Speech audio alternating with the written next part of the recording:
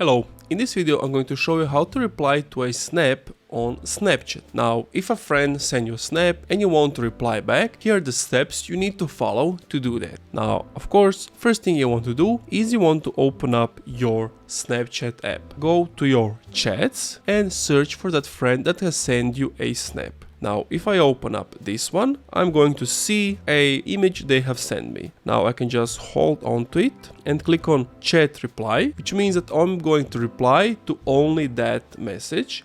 If I want to reply with an image, I click on the camera icon, I take a photo and then I just send it back, basically. You can also record a voice note by using the microphone, and if you click on the plus icon, you can give them more information such as your current location or just share your live location. Of course, you can send them stuff from your image gallery, but that's basically it. That's how you reply to a snap your friend has sent to you. Or the easiest way, you can just see that chat, click on the camera on the right side, take a photo and send it that way. So you don't even have to open it, you can just quickly send it without any other work. And basically that's it. Thank you for watching this video. If you enjoyed, leave a like, comment, subscribe, and also see you in the next one.